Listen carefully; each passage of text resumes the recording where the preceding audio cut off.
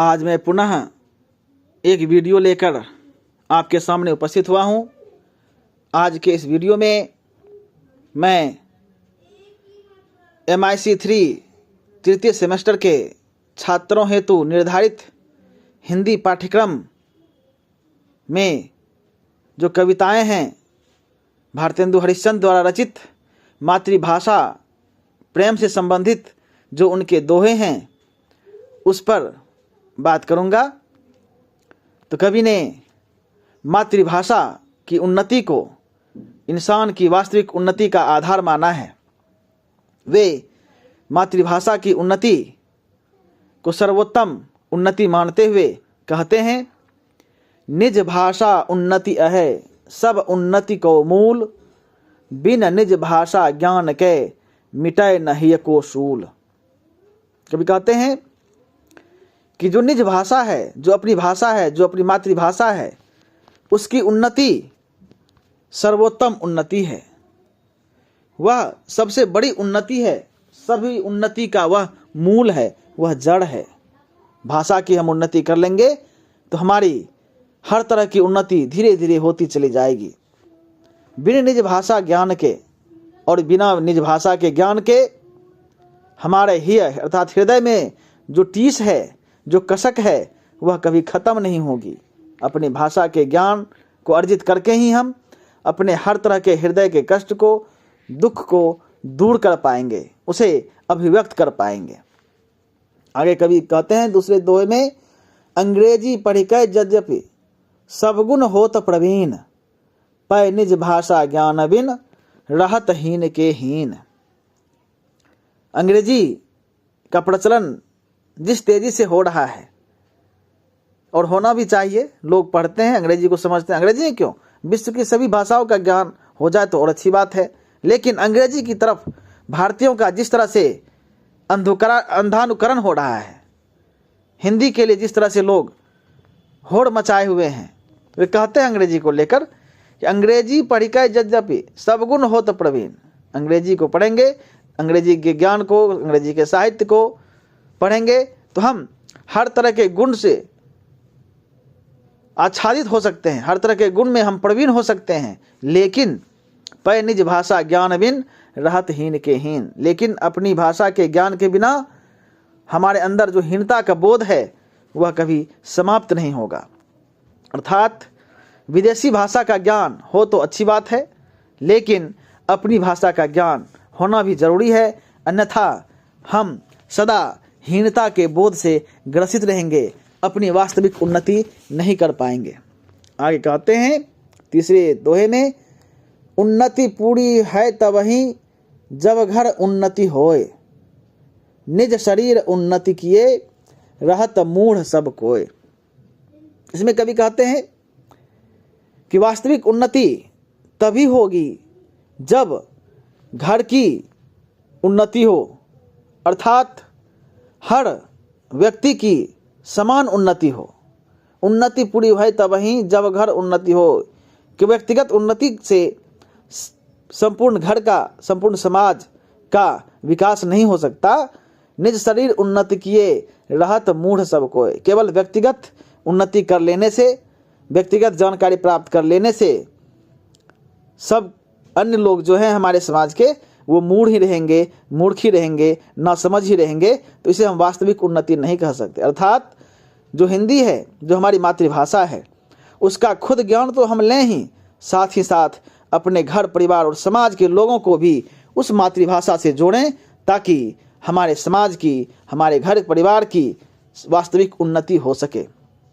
अगले चौथे दोहे में वो कहते हैं, निज भाषा उन्नति बिना कबहु न होई है सोय, लाख उपाय अनेक यों भले करें किन कोय। कहते हैं कि अपनी भाषा की उन्नति के बिना कभी भी हमारी वास्तविक उन्नति, हमारा वास्तविक विकास नहीं हो सकता।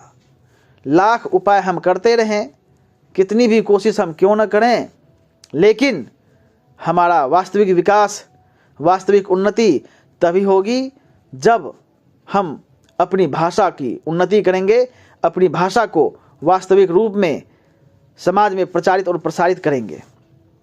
आगे कविता में कहते हैं अगले दोहे में, एक भाषा एक जीव एक मति सब घर के लोग, तबै बनत हैं सबन सो मिटत मूढ़ता सोग। कहने एक भाषा एक जीव एक भाषा हो, सारे जो इंसान हैं उसकी एक मति हो, सब घर के लोग, जितने भी घर के लोग हैं, परिवार के लोग हैं, समाज के लोग हैं, सबकी एक मति हो, एक भाषा उनकी हो, तबै बनत हैं सबन सो, तभी बात बनेगी, तभी सभी लोगों में उन्नति का भाव आएगा। और मातृभाषा का ज्ञान अर्जित करते हुए, एक मत से अपनी मातृभाषा को अपनाते हुए जब हम आगे बढ़ेंगे तो निश्चित तौर पर सभी के अंदर जो मूढ़ता का गुण है, जो मूर्खता है, जो शोक का भाव है, वह सब खत्म हो पाएगा। यानी मातृभाषा को व्यक्तिगत विकास से जोड़कर हम देखें तो उसका वास्तविक विकास नहीं होगा, बल्कि उसका वास्तविक विकास तब होगा जब हम सभी घर परिवार समाज के लोग मिलकर उसे अपनाएंगे, उसकी उन्नति हेतु प्रयत्नशील रहेंगे। आगे कवि कहते हैं अगले दोहे में, और एक अति लाभ यह या मैं प्रगट लखात, निज भाषा में कीजिए जो विद्या की बात। अब विद्या की बात कर रहे हैं कि और एक अति लाभ यह या मैं प्रकट लखात, अपनी मातृभाषा को ग्रहण करने से, अपनी मातृभाषा के प्रचार प्रसार करने से, उसे अपनाने से एक लाभ और प्रकट होता है। वह क्या है? तो कवि कहते हैं, निज भाषा में कीजिए जो विद्या की बात। अपनी विद्या जो है, कोई भी विद्या, कोई भी ज्ञान, संसार का कोई भी ज्ञान क्यों न हो, उसे यदि हम अपनी भाषा में उसे व्यक्त करते हैं तो लोग सुनने वाले आसानी से समझ सकते हैं, उसका अनुकरण कर सकते हैं, भावानुभूति प्राप्त कर सकते हैं। इसलिए ज्ञान का सर्वोत्तम साधन यदि कोई है तो वह अपनी भाषा है, अपनी मातृभाषा है। अपनी मातृभाषा से बढ़कर कोई भी ऐसी दुनिया की भाषा नहीं हो सकती जिसमें हम किसी भी ज्ञान को, किसी भी साहित्य को, किसी भी दर्शन को आसानी पूर्वक ग्रहण कर सके।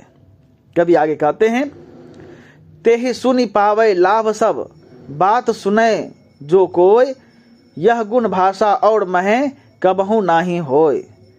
कहते हैं निज भाषा में, अपनी भाषा में यदि हम विद्या की बात करेंगे तो उसे सुनकर सभी लोग लाभान्वित होंगे, सभी को लाभ पहुंचेगा। जो व्यक्ति अपनी मातृभाषा में ज्ञान की बात सुनेगा उन सभी को उस ज्ञान का लाभ होगा। यह गुण भाषा और महे कब हुई नाही होय। और यह गुण जो है मातृभाषा को छोड़कर किसी अन्य भाषा में नहीं है, जो ज्ञान को, अध्यात्म को, दर्शन को वास्तविक रूप में किसी को अनुभूत करा सके।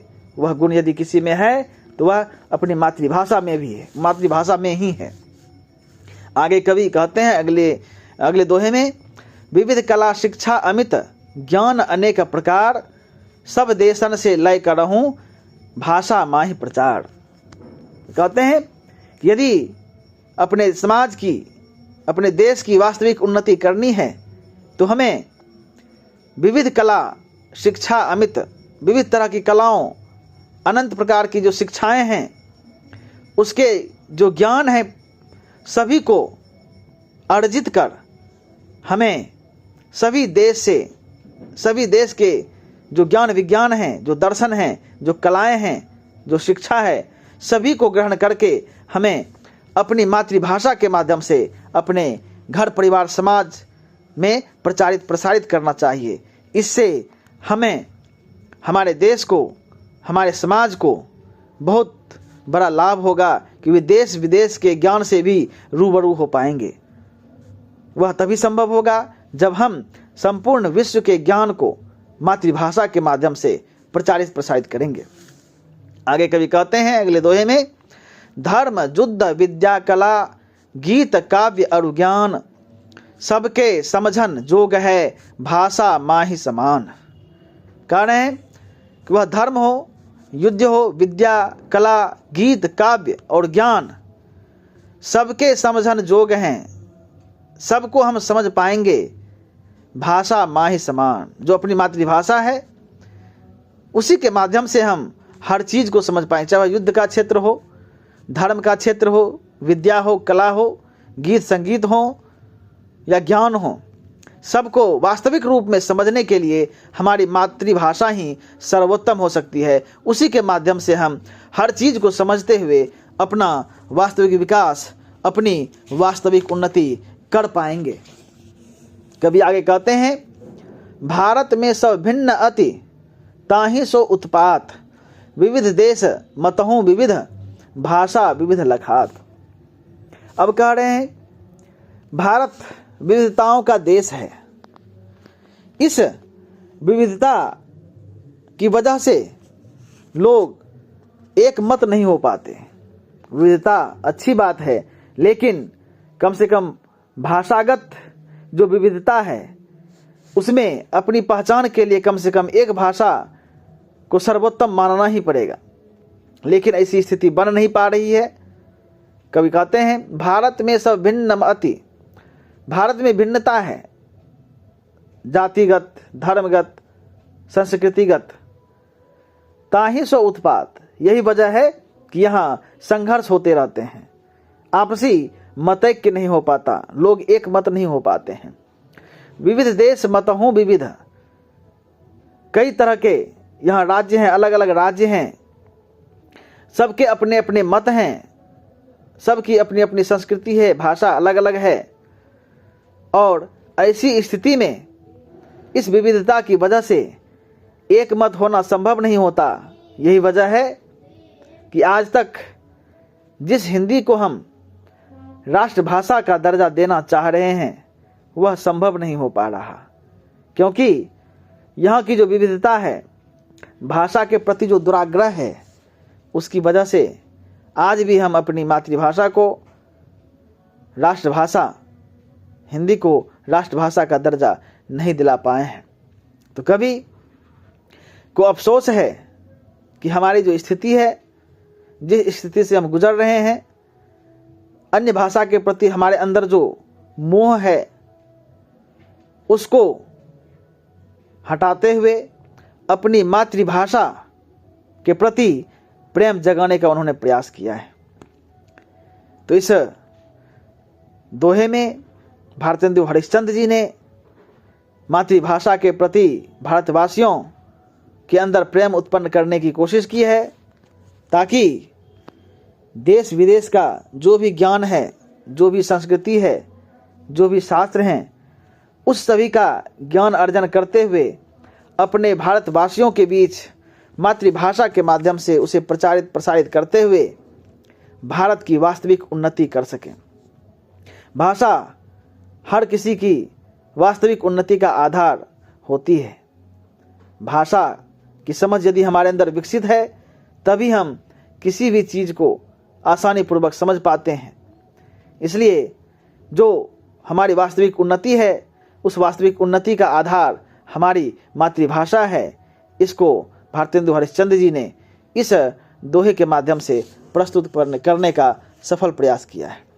इस तरह भारतेंदु जी द्वारा रचित निर्धारित पाठ्यक्रम में जो दोहे हैं उसको हमने आपके सामने प्रस्तुत किया। हमारी यह व्याख्या यदि आपको अच्छी लगे तो आप निश्चित तौर पर हमारे इस चैनल को लाइक करेंगे, सब्सक्राइब करेंगे। धन्यवाद।